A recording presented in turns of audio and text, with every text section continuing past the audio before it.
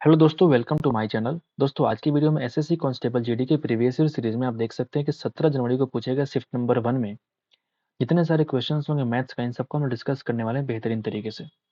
इस तरह से हम लोग प्रीवियस ईयर सीरीज को आगे बढ़ा रहे हैं। जैसे कि आपको मालूम है कि एसएससी जीडी का जो पेपर है फरवरी मार्च में होने वाला है, तो उस पेपर के लिए कितना इंपॉर्टेंट है प्रीवियस ईयर सीरीज आपको मालूम है और मुझे भी मालूम है, इसलिए हम इसको करा रहे हैं ताकि आपको थोड़ा सा प्रॉफिट मिल सके। क्योंकि अगर एक शिफ्ट के अंदर 4 या 5 सवाल भी इंपॉर्टेंट होते हैं आपके लिए, तो वो आपके लिए बहुत बेनिफिशियल साबित होगा, आपकी प्रिपरेशन को बहुत बूस्ट करेगा आगे चल के। ठीक है दोस्तों, मेरा नाम बबलू सोनी है और मैंने सीजीएल 2 बार क्रैक किया। मुझे मालूम है कितना इंपॉर्टेंट होता है प्रीवियस ईयर सीरीज। ठीक है, आगे चलते हैं हम लोग सीधे मैथ्स क्वेश्चन की तरफ। ठीक है,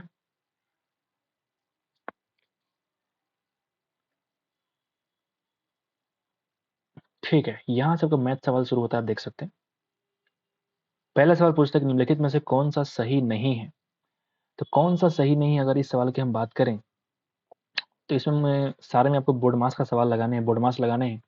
तो ये आप खुद से कर सकते हैं, मुझे लगता है कि टाइम वेस्ट करने की आवश्यकता नहीं है। बाकी अगर आप चाहें तो सॉल्व कर लीजिए। यहाँ से 9 × 7, ठीक है, 8 × 24 और यहाँ बचेगा 1 यानी कि 25, बिल्कुल सही है। ठीक वैसे ही ये भी सही होगा, ये भी सही होगा और एक आपका गड़बड़ होगा। ऐसा कुछ खास इसमें सवाल में कुछ है नहीं जिससे कि आपको बताया जाए। तो जिसका आंसर मैच नहीं करेगा वो बोलेंगे हम लोग सही नहीं है। ठीक है, आगे बढ़ते हैं, नंबर 2 पे चलते हैं। दो संख्याओं का एचसीएफ दे रखा है, उनका एलसीएम भी दे रखा है। उनमें से एक अगर 180, दूसरी दूसरी संख्या क्या होगी। आपको मालूम है कि दो संख्याओं का जो प्रोडक्ट होता है उनके एचसीएफ और एलसीएम के प्रोडक्ट के बराबर होता है। मतलब मैं कह सकता हूँ अगर महत्तम सांप्रतक 24, एलसीएम 2400, अगर ए की वैल्यू 180 है तो बी की वैल्यू आपको निकालना है। क्या आप निकाल नहीं पाएंगे? बिल्कुल ही आसान है। ठीक है भाई बहुत ही आसान है। तो आप अगर देखेंगे तो आप पाएंगे कि 12 से कट जाएगा 2 बार में और ये कट जाएगा 12 से 15 बार में। ठीक है भाई, ठीक वैसे ही अगर हम काटे आगे चल के तो 15 से कट जाएगा कितने बार में, 15 एकम 15, 90 160। ठीक है, यानी बी की वैल्यू आ चुकी है 320, जो कि आप देखेंगे option number 4 is the required answer. आगे बढ़ते हैं, नंबर 3 पे चलते हैं। आसान सवाल को उतना टाइम नहीं देना चाहिए। 2000 की एक अंकित मूल्य है। एक वस्तु को 20% और 10% दो क्रमागत छूट से अगर बेचते हैं तो आप मुझे बताओ 20 और 10 की दो क्रमागत छूट का मतलब होता है कि 20 10 30 माइनस 20 का 10% यानी कि 2% और कम कर देंगे, यानी कि 28% उसका एक्चुअल क्या है, डिस्काउंट है। यानी कि 2000 की कीमत अगर 100 के बराबर है तो आपको 28 कम करके यानी कि 872 का वैल्यू आपको निकालना है। यही तुम्हारा क्या हो जाएगा, स्पी। क्लियर है? आओ जरा काटे और इसका आंसर निकाले। 2 जीरो से 2 जीरो काट दो, 72 दूना 144, एक जीरो और लगाओ, यानी कि 1440 रुपए से क्या हो जाएगा, सेलिंग प्राइस हो जाएगा। आगे बढ़ते हैं, नंबर 4 पे चलते हैं। आनंद के बारे में कह रहा है कि 4 किलोमीटर पर आवर की चाल से 20 किलोमीटर दूरी तय करता है। शेष दूरी को 5 घंटे में इतने की चाल से अगर तय करता है तो शेष दूरी क्या है, मुझे समझ में नहीं आ रहा है। 4 किलोमीटर पर आवर की चाल से 20 किलोमीटर की दूरी को तय किया जाता है, बिल्कुल ठीक है।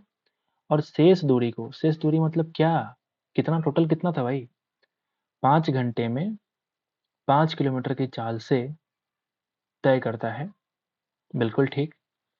तो आपसे कह रहा है कि आनंद की औसत चाल निकालिए। हम एक काम करते हैं, एवीजी स्पीड जो होता है ना, हो सकता है मुझे कुछ दिक्कत लग रहा हो, कोई बात नहीं, हम करके देखते हैं। एवीजी स्पीड जो होता है टोटल डिस्टेंस, जब भी ना समझ आए आप फार्मूला लिखो अपॉन टोटल टाइम। ठीक है भाई, क्लियर है? डिस्टेंस की अगर हम बात करें तो पहले सिर्फ 20 किलोमीटर के डिस्टेंस कवर कर रहा था, नहीं 20 प्लस शेष दूरी कैसे निकालेंगे, तो आप बोलेंगे 5 घंटा अगर टाइम है, अब 5 का स्पीड है, मतलब 5 बजे 25 किलोमीटर और चल रहा है, बोल सकते हैं बटा टाइम की बात करें अगर 4 किलोमीटर का स्पीड है, मतलब यहाँ लग रहा है तुमको 5 घंटे लगेंगे और यहाँ भी 5 घंटे यानी कि 10 घंटे टोटल लगने वाले हैं।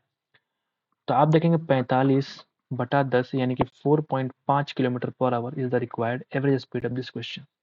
आगे बढ़ते भाई 5 पे चलते हैं। 5 नंबर क्या बोलता है कि व्यापारी की जो 50,050 कुर्सियां खरीदता है लेकिन उनमें से 20 क्षतिग्रस्त हो जाती है। मतलब अगर मैं सिंपल तरीके से बोलूँ आपसे कि 50 से काटोगे तो एक कुर्सी का जो क्रय मूल्य है वो कितना है भाई, 1000 है, बोल सकते हैं। हालांकि इसका इस्तेमाल हो आगे हम देखते हैं, लेकिन उनमें से 20 क्षतिग्रस्त हो जाते हैं। मतलब मैं कह सकता हूँ कि 50 के बदले सिर्फ 30 कुर्सियां ही, पहले पूरा पढ़ लेते हैं, ठीक है ना। वो प्रत्येक क्षतिग्रस्त कुर्सी को सामान्य कुर्सी के विक्रय मूल्य के 3/4 पर बेचने का फैसला करता है। ओ माय गॉड, ये तो फिर उल्टा हो गया सवाल। ठीक है, कह रहा है कि क्षतिग्रस्त जो कुर्सियां हो गई हैं उस कुर्सी को सामान्य कुर्सी के एसपी से 3/4 यानी कि 75% पर बेचने का फैसला करता है।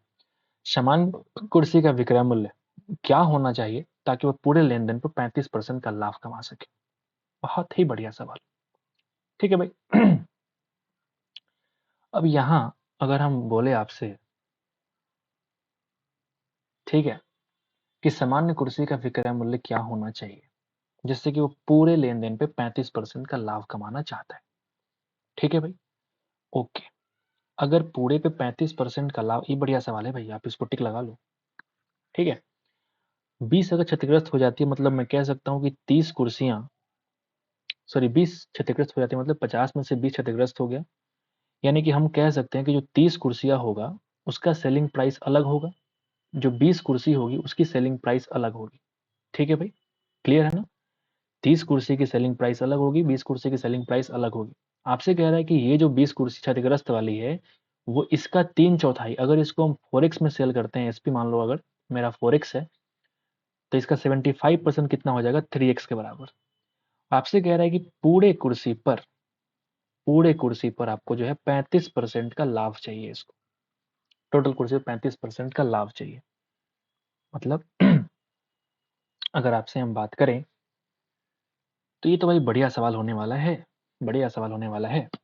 यानी अगर आप बोलेंगे कि 50 कुर्सी को आपने खरीदा है 50,000 में, ठीक है भाई, तो इसका अगर हम 35% बढ़ा दें, 135, और नीचे कर दो 100 से डिवीजन, तो 2 जीरो से 2 जीरो कट जाएगा। 135 गुना 5, 13×5 = 65, यानी कि 675। ठीक है, और 2 जीरो और, यानी कि हमको सेल कितने में करना है, 67,500 में सेल करना है हमको, तब क्या हो जाएगा, 35% का मुझे प्रॉफिट मिलेगा। यानी अगर मैं गुना करूँ इसको, आप देखेंगे 3 चौका 12 यानी 120x, और 20 तिया 60 यानी कि 180x। 180x का जो वैल्यू है वो कुछ और नहीं बल्कि 67500। क्या मैंने सही किया है? उम्मीद तो है कि हमने सही किया है। आओ जरा काट के चेक करें, एक्स की वैल्यू निकालें। जीरो से जीरो खत्म हो जाएगा, 18 से काटे गया, 9 से काट लें, दोनों 18, 9 से 63, और 9 पचे 45। यानी अगर हम एक्स की बात करें भाई, कितना वैल्यू आएगा एक्स का, तो आप बोलेंगे 75/2। एक्स की वैल्यू आ गई 75/2। ठीक है,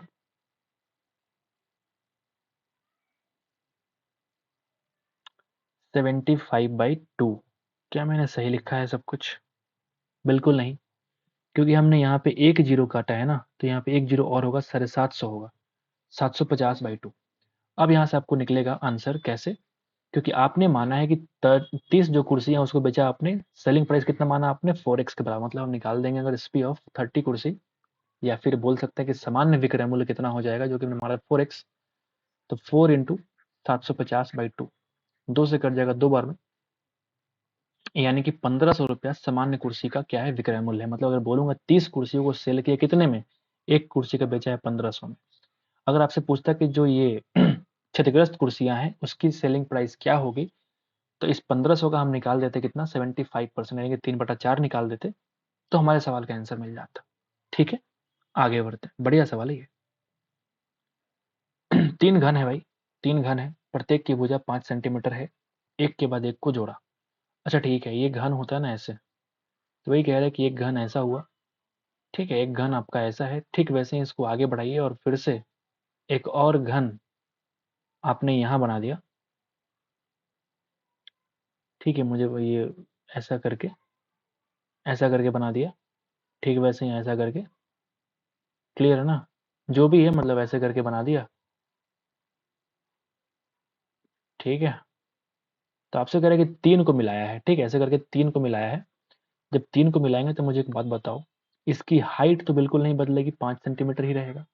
इसका जो लंबाई है सिर्फ वो बदलेगा, कितना, 5 या 15 सेंटीमीटर।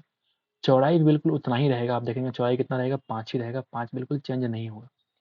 तो अगर ये घनाभ भी बन जाता है, क्यूबॉइड भी बन जाता है, तो उसका संपूर्ण पृष्ठ क्षेत्रफल अगर आपको निकालना है तो 2 times L B plus B H plus H L निकालेंगे। ये क्या होता है, किसी क्यूबॉइड टोटल सरफेस एरिया होता है कि नहीं होता है? 2 टाइम्स एल इंटू बी, यानी 15×25 = 75, बी एच मतलब 5×25 = 25, एच एल मतलब फिर से 75।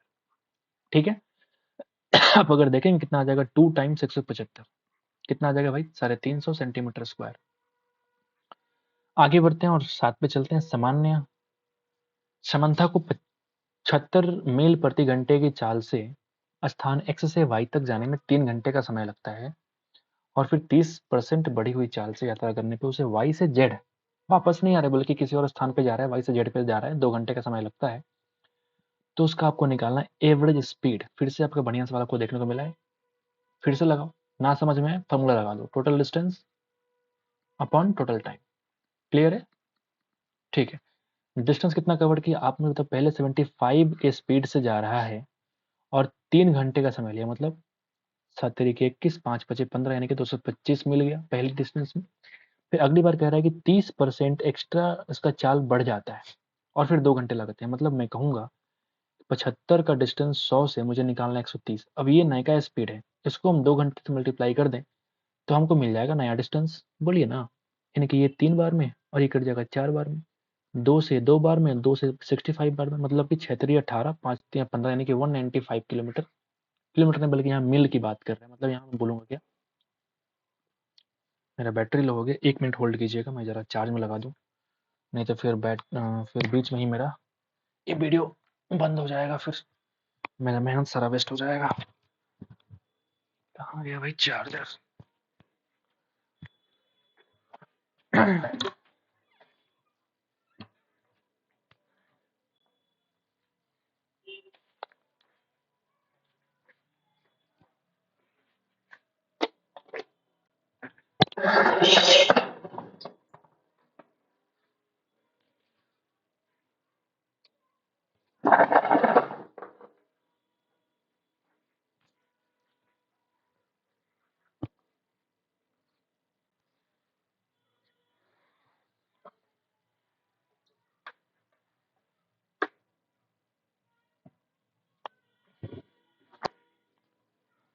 ठीक है, हमने प्लग इन कर दिया, अब जरा वीडियो को बनाते हैं फिर से। तो मैंने क्या बोला था भाई कि 195 जो है ये नया मील तुम्हारा डिस्टेंस कवर हुआ, बट अगर टोटल टाइम की बात करें तो पहला टाइम कितना लग रहा था भाई, 3 घंटे और फिर 2 घंटे और, यानी कि 5 घंटे। क्लियर है? अगर दोनों को हम जोड़ेंगे तो कितना बनेगा, 200 जोड़ो यानी 420, दोनों का सम आएगा, बटा करो 5, यानी कि 84 मील पर घंटा। ठीक है, this is the required answer. आगे बढ़े, बढ़िया सवाल था ये। ठीक है, ये बोलता है कि अखिल है, साहिल है और अमित है, एक निश्चित कार्य को 64 डेज में कर सकते हैं। एक निश्चित कार्य को मेरे भाई 64 डेज में कर सकते हैं। ठीक है, जबकि अखिल और साहिल के बारे में कह रहा है। आप देखो, अखिल एक के लिख रहा हूं मैं, plus Sahil plus Amit AM लिखता हूँ। ठीक है, तीनों 64 डेज में करेंगे और यहाँ कह रहा है कि अखिल AK और प्लस साहिल जो मिल करके इसको 80 डेज में कर सकते हैं। अगर हम बात करें सिर्फ अमित का, तो वो हमको निकालना पड़ेगा एफिशिएंसी।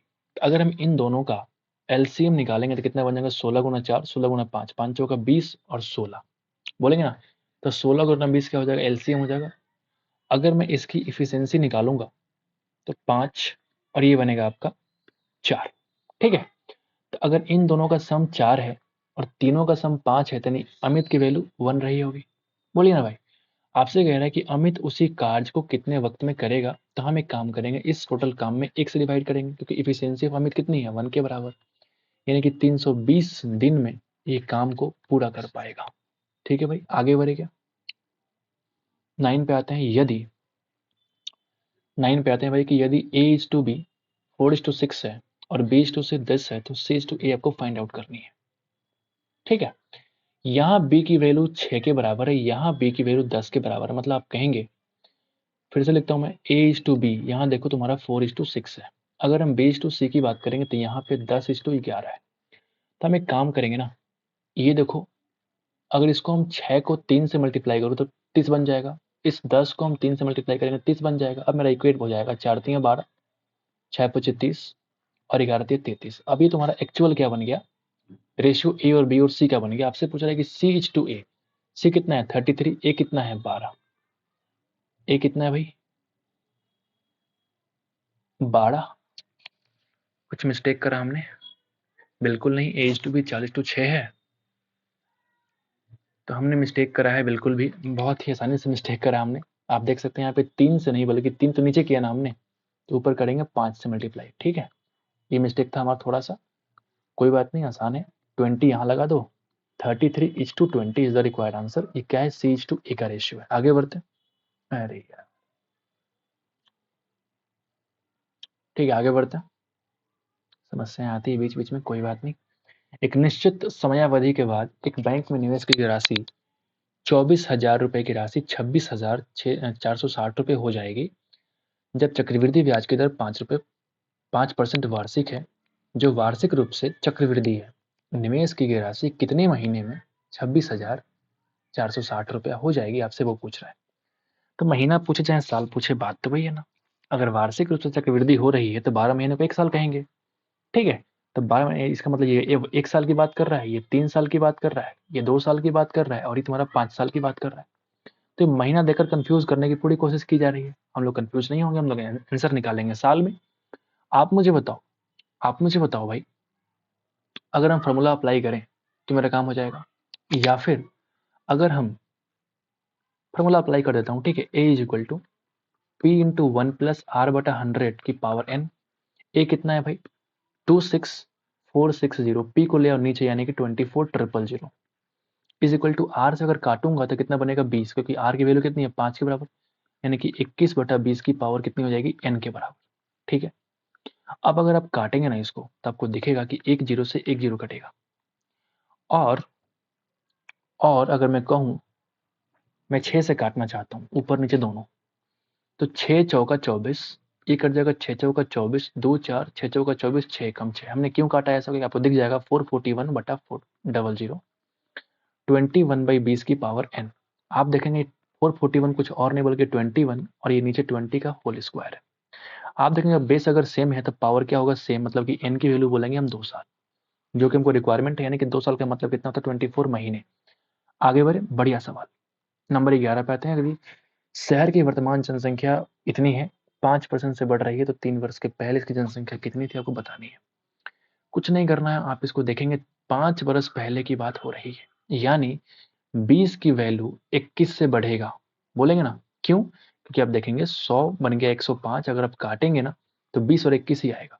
अगर 3 साल की बात करेंगे तो 20 की पावर क्यूब 21 की पावर क्यूब बन जाएगा, मतलब 8000 की वैल्यू 3 साल के बाद 9261 बनेगा। क्यूब पता है आपको, इन दोनों का क्यूब पता है। अब मुझे एक बात बताओ, सवाल क्या कह रहा है कि 3 साल के बाद की जनसंख्या ये है, आपसे 3 साल पहले की पूछ रहा है, मतलब आपसे ये वाला पूछ रहा है और ये दे रखा है 9261 पे 000 दे रखा है। तो हमें काम करेंगे, यहाँ भी 000 बिठा दो, यहाँ भी 000 बिठा दो। 3 साल पहले आपका यही जनसंख्या रहा होगा।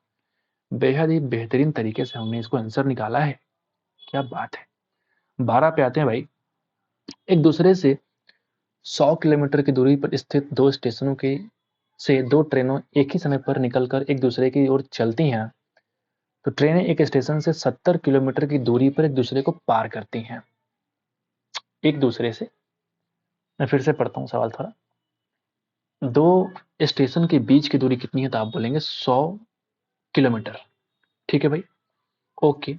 एक दूसरे की ओर ट्रेन चलती है, एक दूसरे की ओर एक ही समय पर निकलकर एक दूसरे की ओर चलती हैं, दो स्टेशनों से दो ट्रेन। ठीक है, ट्रेन ने एक स्टेशन से 70 किलोमीटर की दूरी पर एक दूसरे को पार करती हैं।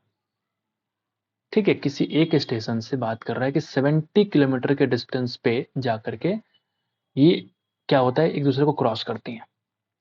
तो उनकी चाल का अनुपात आपको फाइंड आउट करना है। ये आपका सवाल जो है ना, मजेदार है। अगर हम इसको मान लिया हमने ट्रेन फर्स्ट, इसको मान लिया हमने ट्रेन सेकेंड, तो अगर हम इसकी स्पीड मान लेते हैं कि S1 स्पीड फर्स्ट ट्रेन का, ये स्पीड है सेकेंड ट्रेन का। ठीक है, आइए जरा सॉल्व करते हैं। अगर अगर मुझे एक बात बताना पड़े, तो बढ़िया सवाल है भाई। ठीक है, बढ़िया सवाल है, लेकिन अगर शॉर्टकट तरीके भी देखेंगे ना तो आपको दिख जाएगा फटाफट। ठीक है, आपको फटाफट दिख जाएगा चीजें। अब मुझे एक बात बताओ, अगर 70 किलोमीटर के डिस्टेंस पर किसी स्टेशन से अगर मुलाकात हो रही है, मतलब मैं कह सकता हूं कि कोई एक ट्रेन 70 किलोमीटर चली होगी, तो उतने ही समय में कोई दूसरी ट्रेन सिर्फ 30 किलोमीटर चली होगी। तभी तो अगर मैं आपसे बोलूं कि दो स्टेशनों से एक ही समय पर अगर निकलते हैं, इसका ये मतलब हुआ कि जब एक ट्रेन 70 किलोमीटर चल दिया तो अगला वाला ट्रेन सिर्फ 30 किलोमीटर चला होगा। यानी अगर टाइम सेम है, तो लॉजिकल बात करते हैं ना भाई, लॉजिकल बात करते हैं। अगर टाइम सेम है, मुझे बताओ, distance is equal to speed into time. अगर दोनों का टाइम अगर सेम हो गया, टाइम को हटा दो, D is equal to S, यानी कि डिस्टेंस का रेशियो स्पीड के रेशियो के बराबर होगा। यानी कि 70 किलोमीटर और 30 किलोमीटर का रेशियो T1 और T2 के स्पीड रेशियो के बराबर, यानी कि 7:3 के बराबर होगा। This is nothing but speed का रेशियो। वाह क्या बात है, क्या बात। ठीक है, ये तरीके अप्लाई कर सकते हैं, बेहतरीन मेथड। आगे बढ़ते हैं। एक डीलर अपने माल को क्रय मूल्य पर बेचने का दावा करता है, मतलब ये भाई कह रहे हैं कि हम 1 रुपए की वस्तु जितने में खरीदते हैं ना उतने में सेल कर देते हैं, इनका ये कहना होता है। लेकिन वजन में गड़बड़ी करते हैं भाई साहब, और इतने प्रॉफिट कमाते हैं, इतना परसेंट का लाभ कमाते हैं। ठीक है, तो आपसे कह रहा है कि 1 kg के स्थान पर कितना वजन में की जाने वाली गड़बड़ी का पता लगाएं। ठीक है, कोई बात नहीं है। इसका ये मतलब हुआ कि हमने 1000 ग्राम के बदले में कुछ अलग ग्राम का इस्तेमाल किया, मतलब x ग्राम का हमने इस्तेमाल किया है। ठीक है भाई, ओके। अब आपसे अगर ये पूछो कि ये कुछ और नहीं बल्कि सीपी और एसपी का रेशियो देगा, अगर हम क्रॉस मल्टीप्लाई करेंगे तो x की वैल्यू को आपने सेल किया है 1000 में, यानी तुम्हारा एसपी है और तुम्हारा सीपी है। अगर आपसे बोलूं कि इतने का प्रॉफिट हुआ, यानी कि 19 × 5 = 95 और 5 100/19% का प्रॉफिट हुआ, ये बोलेंगे ना, ये बोलेंगे ना, 100/19% का प्रॉफिट हुआ। यानी अगर मैं इसकी बात ऐसे करूं कि परसेंटेज का मतलब कर दो 1/100 से गुणा, तो 100 कट जाएगा, यानी कि 1/19 का आपको प्रॉफिट हो रहा है। 1/19 का आपको प्रॉफिट हो रहा है। मतलब अगर मैं कहूं कि अगर 19 तुम्हारा सीपी रहा तो 1 तुम्हारा प्रॉफिट रहा होगा। रेशियो ऐसे ही समझते हैं ना, अगर 19 के सामान को हमने बेचा है तो 1 प्रॉफिट मिलेगा, यानी कि हमने उस चीज को 20 में सेल किया है, बोल सकता हूं। यानी ये 1000 की जो वैल्यू एसपी है, तो एसपी की वैल्यू कितना हो जाएगा, 19 + 1 यानी कि 20 के बराबर। हमको निकालना है सीपी की वैल्यू, यानी कि एक्स की वैल्यू। बोलो, क्योंकि हमारा सीपी कितना है, एक्स के बराबर।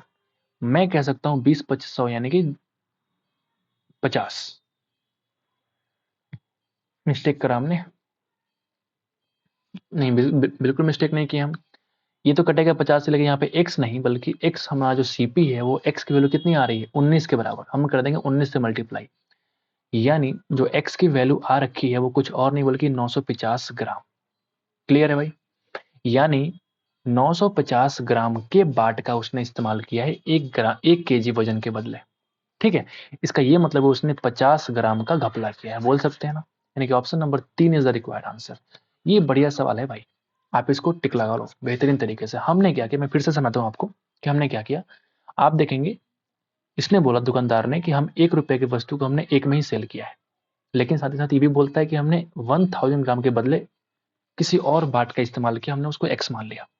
क्रॉस मल्टीप्लाई करेंगे, एक्स की वैल्यू को आपने सेल कर दिया 1000 में, यानी कि सवाल ये भी कह रहा है कि इतने परसेंट का लाभ होता है, मतलब कि 1/19 बोलेंगे इसको, यानी कि 19 रुपए अगर सीपी हुआ तो 1 रुपए क्या हो जाएगा, प्रॉफिट। यानी कि एसपी कितना हो जाएगा, 19 + 1 यानी कि 20 के बराबर। यानी मैं कह सकता हूँ कि अगर 100 रुपये 1000 की वैल्यू 20 के बराबर है तो 19 से मल्टीप्लाई करेंगे तो हमारा सीपी निकल जाएगा। सीपी है क्या, एक्स के बराबर। यानी कि एक्स कितना है, 950 ग्राम, जो माने थे पहले, यहाँ पे देखो माने थे ना। यानी कि 1000 ग्राम के बदले उसने 950 ग्राम का इस्तेमाल किया, मतलब मैं कह सकता हूँ कि 50 ग्राम कम उसने इस्तेमाल किया है। अब नहीं बोलेंगे भाई, ठीक है। 14 पे आते हैं। बढ़िया सवाल था इसलिए मैंने दोबारा बोल दिया।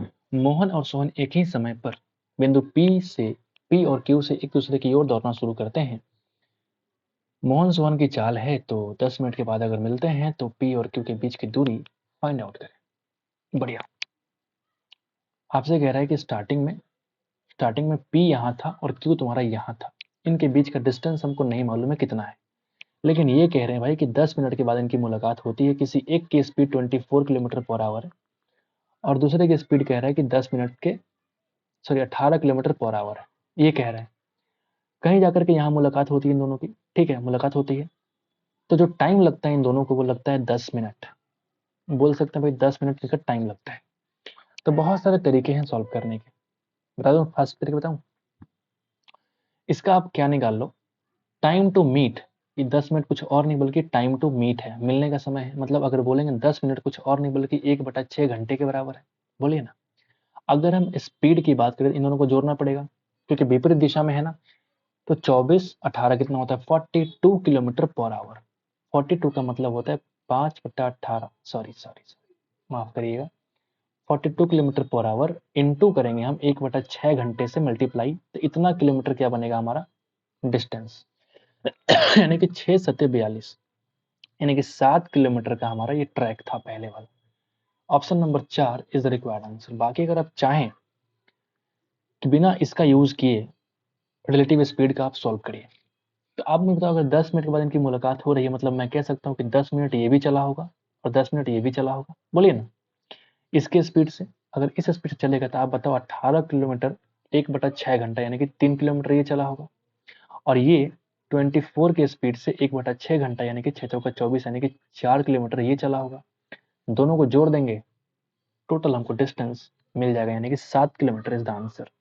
आगे बढ़े भाई, 15 पे आते हैं। कोविड महामारी की बात करता है कि गांव की जनसंख्या इतना से घटकर इतना हो गई, कितना कमी आई है। कमी निकालना है हम, कुछ और नहीं बल्कि जीरो को हटाएंगे। आप देखेंगे 15×7=75 बन गया हमारा 1449। कितने कमी है तो आप देखेंगे 51 इधर, यानी कि 126 का कमी आया है आउट ऑफ 1575 का। इंटू कर दो 100%, दिस इज कमी जो कि आया है। ठीक है, आओ जरा सॉल्व करें। यानी कि 25×4 = 100, 15×4 = 60 और 3×63। ठीक है, इसको काटेंगे 63×2, यानी कि मैं कहूंगा 8% का कमी आया है। आगे बढ़ते हैं भाई, और 16 पे आते हैं। ए जो है बी से 2 गुना कुशल है, यानी कि एफिशिएंसी कितना है ए का और बी का 2:1 है। और एक कार्य को पूरा करने में बी 45 दिन से कम लेता है। अगर हमें टाइम का रेशियो निकालूंगा, इसका उल्टा होगा, यानी कि 1:2। आपसे कह रहा है कि जो डिफरेंस है 45 डेज है, मतलब 1:1 का रेशियो कितना है 45 डेज। मतलब सिंपल तरीके से मैं कहूँ कि बी को लगता है 90 दिन और इसको लगता है 45 दिन, बोल सकता हूँ ना। ठीक है, उन दिनों की संख्या ज्ञात कर जिनमें वो एक साथ कार्य को पूरा करेंगे। तो इन दोनों का एलसीएम क्या हो जाएगा, वर्क और इफिशियंसी मालूम है आपको, 3 से डिवाइड कर दो, यानी कि 30 दिन लगेगा इस काम को पूरा करने में। आसान सवाल था, टाइम वेस्ट नहीं करिए, आगे बढ़िए, एकदम फटाफट पढ़ना है। नंबर 17 पे आएंगे भाई, जैक और जॉन। ये जैक है भाई और ये तुम्हारा जॉन है। ठीक है, धन का अनुपात कितना है 7:13। जॉन और जोनास, अच्छा एक और आ गया भाई, जोनास भी आ गया, प्रियंका का पति आ गया क्या। ये जो है ना, ये जॉन और जोनास की बात करता है कि ये तुम्हारा 9:11 है।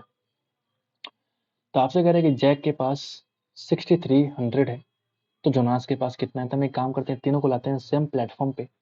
तो ये 9 है और ये 13 है, क्या करेंगे, ऊपर 9 से मल्टीप्लाई और नीचे करेंगे हम 13 से मल्टीप्लाई। मेरा काम हो जाएगा 9×7 = 63, 9×13 यानी कि 117, और ये बनेगा 11×13 यानी कि 13, 130, 43। ठीक है, आपसे कह रहा है कि जैक के पास 6300 है, यहाँ पे जैक के पास कितना है 63, यानी कि अगर मैं इसको बना दूं 6300 तो सबको बनाना पड़ेगा। अब देख लो सबके पास कितना कितना पैसा है। ठीक है, आपसे पूछ रहा है जोनास के पास कितना है, जोनास का ये थर्ड वाला है 143,000। Answer is number 2। आगे बढ़े क्या भाई, 18 पे आते हैं भाई कि एक खुदरा विक्रेता है। लंबा चलो सवाल देखने में है, कोई बात नहीं, पढ़ते हैं। एक खुदरा विक्रेता भाई जिसको बोलता है कि 86,000 के अंकित मूल्य वाले एक फूड प्रोसेसर को बेचने के लिए उस पर 40% की छूट की घोषणा करता है। ठीक है, फूड प्रोसेसर का जो क्रय मूल्य है वो अंकित मूल्य से 60% कम है। यदि खरीदार खुदरा विक्रेता का स्टोर अपना सदस्यता कार्ड दिखाता है तो उसे 10% छूट मिलती है। यदि सदस्यता कार्ड योजना के साथ खुदरा विक्रेता का लाभ सदस्यता कार्ड योजना के बिना खुदरा विक्रेता के लाभ का कितना परसेंट है। लाभ का परसेंट निकालना है। ओ माय गॉड, क्या बात है, वीवीआई, वेरी इंपॉर्टेंट सवाल, मुश्किल नहीं है, लॉजिकल है। आप देखना है, यहाँ पे मुझे लगता है कि परसेंट अगर आपसे पूछ रहा है और हर जगह परसेंट परसेंट की बात कही गई है, तो इस 86,000 का मुझे लगता है कि इस्तेमाल अगर ना करेंगे तभी मेरा काम हो जाएगा, मुझे ऐसा लगता है। ठीक है, बाकी हम देखते हैं। हम 86,000 के बदले हम एमपी को ना, हम मान लेते हैं कि 100 रुपये हमारा मार्क प्राइस था। आपने बोला कि 40% डिस्काउंट दिया हमने, मतलब ये बन गया आपका 60 के बराबर एसपी। लेकिन ये भी कह रहा है कि अगर अंकित 60%, हाँ ये तुम्हारा एसपी हो गया, और ये भी कह रहा है कि अंकित मूल्य से 60% कम है तुम्हारा क्रय मूल्य, यानी कि सीपी की वैल्यू कितनी हो जाएगी, इससे 60% कम यानी कि 40। 40 क्रय मूल्य एसपी 60 कब, जब हमने 40% का डिस्काउंट दिया। लेकिन एक और बात चल रहा है, कब, जब तुमने 10% एक्स्ट्रा डिस्काउंट दिया। कब, जब तुमने अपना मेंबरशिप वाला कार्ड दिखाया। तो एक्स्ट्रा डिस्काउंट दिखाया मतलब कि ये बन गया 10% एक्स्ट्रा डिस्काउंट दो, यानी कि ये बन जाएगा 54, 6 रुपये और कम करेंगे।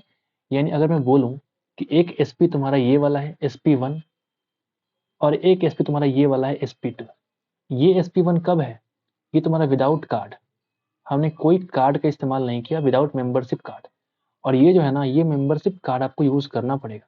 अगर आप उसके खुदरा विक्रेता जो जो सेलर है उसका अगर आपके पास कार्ड है मेंबरशिप वाला, तो आपको 10% एक्स्ट्रा डिस्काउंट देगा। आपको ये कह रहा है, आपसे कह रहा है भाई कि जो इस वाले केस में लाभ हो रहा है और इस वाले केस में लाभ हो रहा है वो कितना परसेंट है। अगर मैं 40 के वस्तु को 60 में सेल करूं तो जो प्रॉफिट 1 होगा वो 20 होगा। बोलिए, अगर 40 के वस्तु को हम 54 में सेल करेंगे यानी जो प्रॉफिट 2 होगा वो 14 रुपया का होगा। आपसे कह रहा है कि 14 रुपया ये 20 का कितना परसेंट है। भाई रे भाई, क्या सवाल है। यानी 14 का वैल्यू निकालना है 20%, 20 के बेस से वैल्यू से आप निकाल लो परसेंटेज। 20 25 100 यानी कि 70% इज द रिक्वायर्ड आंसर। क्या बात है, मजा आ गया भाई इस सवाल को करने में। मैंने कहा ना सवाल में दम नहीं है लेकिन लॉजिकल है। अगर आप इस चीज में अगर फंस गए तो फिर इस सवाल आपसे बनने वाला नहीं। ठीक है भाई, आगे बढ़े। 19 नंबर सवाल। एक व्यक्ति का जो साप्ताहिक वेतन है 1200 रुपया था, लेकिन अब वह 1800 रुपया कमाता है। मतलब मैं कह सकता हूँ कि 12 रुपया बढ़ के 18 रुपया हो गया, यानी कि 2 रुपया बढ़ के 3 रुपया हो गया, यानी कि 1/2 का हमको फायदा हुआ, यानी कि 50% हमारा इंक्रीमेंट हुआ। टाइम वेस्ट नहीं, आगे बढ़ेंगे। Last question of the shift. 3 ठोस घनों को पिघलाकर एक नया घन बनाते हैं, तो नया घन का सबसे लंबा विकर्ण आपको निकालना है। हम क्या करेंगे, इन तीनों का क्यूब जो होगा नए का क्यूब के बराबर होगा।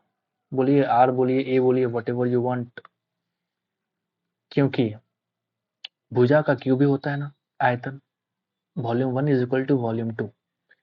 512 और 216 यानी कि 728 और एक यानी कि 729।